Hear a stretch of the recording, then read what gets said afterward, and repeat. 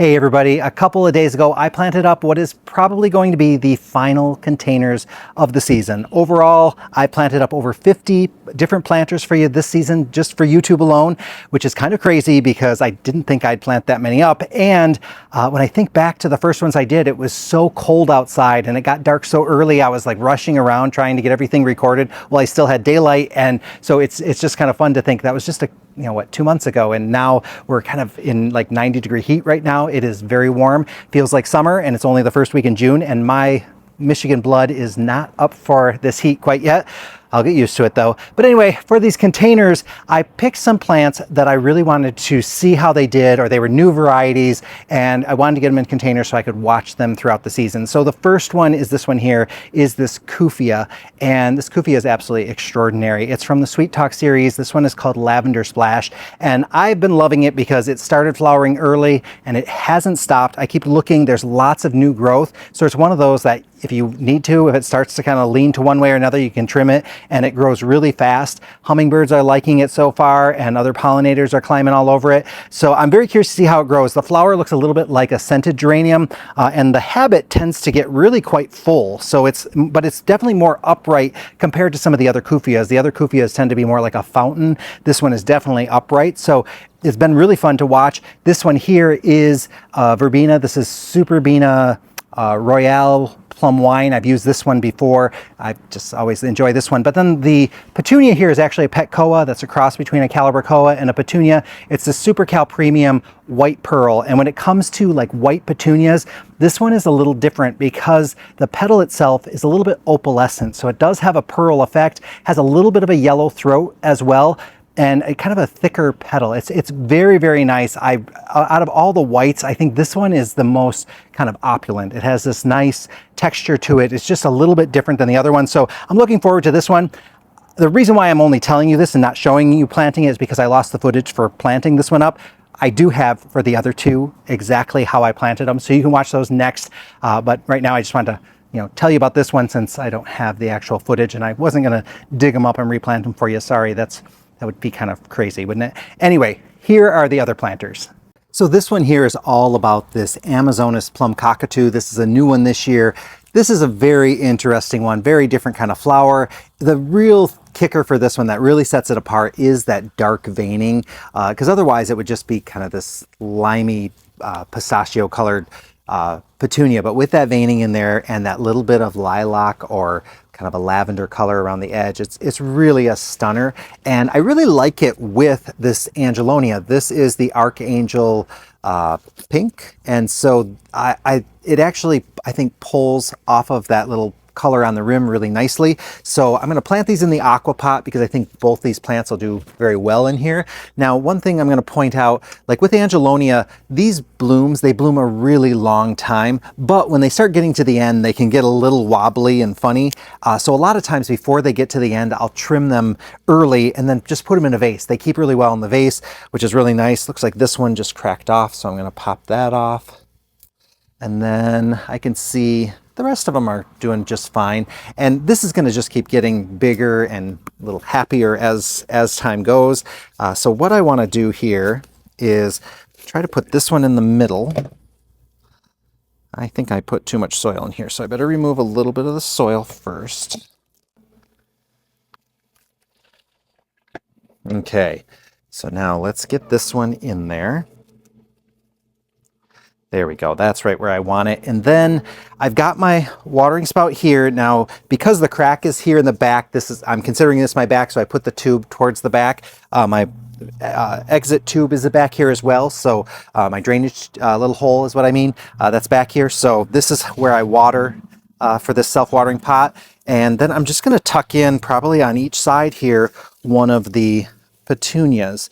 And so this is going to be a little bit snug in here. But it won't be too bad. And I know that this has a decent amount of soil space in there, so 3 plants should do okay in here, especially because it is a self-watering pot. So I know that these plants are going to get enough water and they're going to be quite happy in this. Now what I'm going to do is I am going to kind of push my petunias a little bit, like what I'm doing here. I guess let me explain this a little better. So these kind of have a spread that leans to one side or the other. So I am thinking about that as I'm placing it so that I get kind of, looks like one continuous petunia going around. The back isn't necessarily right now having a lot of petunia action, but I'm not too worried about that because I do know that these are going to just kind of wrap around and fill out really nicely. This is a decent sized petunia, and we haven't done any deadheading on this. I think we did trim it and give it its pinch and that type of thing, but we haven't done any care on it, and it looks really good. So I'm happy with that part of it so far. I do really enjoy the Angelonia as well. And then for this container over here, this is just something very different for me. Let me rearrange the camera here. So for this last one, I'm putting together some plants that I've never put in containers before. These are marigolds that I started from seed, and I know marigolds kind of seem like, really, you're going to do a container with those? But I am, because I really love these marigolds and I want to see how they perform in a container. I do have here in the middle, these are the cocoa gold and cocoa yellow. So I'm just going to stick 2 of them in here. 2 is actually a lot because these get really quite large. I'm trying to remember, they get, well, it says they get 1 to 2 feet high. Mine got over almost 4 feet. They were more like 3 feet. So this is a very big variety of marigold.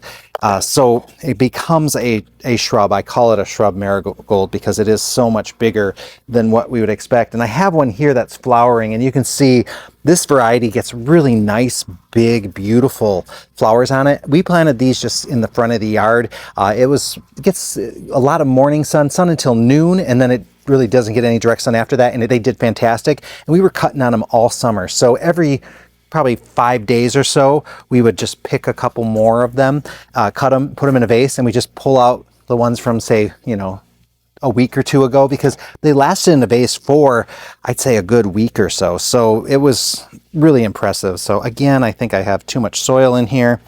When I'm filling them, I'm always forgetting how much I need. So let me get this organized here and then I'll get back to you. Okay, so let's get these into my container. I want to make sure that I have them a little, nice and level there. And I'm going to just put the 2 of them side by side. I think they're going to grow really well together.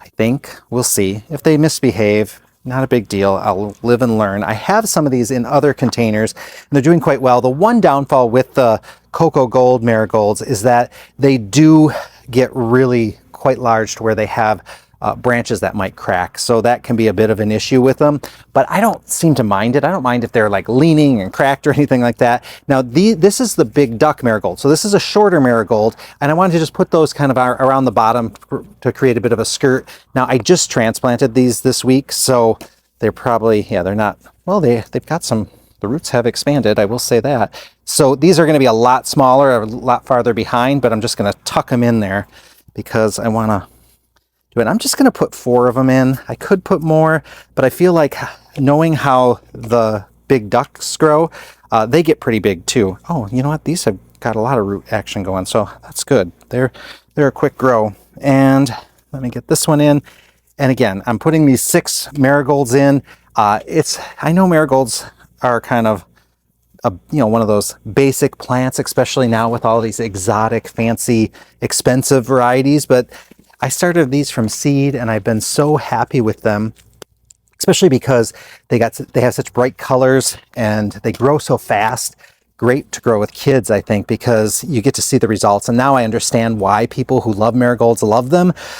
From when I was a kid, I was always like, marigolds so-so. But now I understand what people like about them. And some people don't like the fragrance of them. I don't mind it that much. It's not like I'm never going to wear like marigold cologne or anything, but I don't mind it at all. So let me fill in some of these holes in here. And I'm going to water all these in. I will use, and I'm going to say this again, I usually put in a little bit of the pellets of time-release fertilizer. I use a Osmocote one. It's pretty easy to get your hands on it. The one that's usually in the store is the 10-10-10. I sometimes use 14-14-14.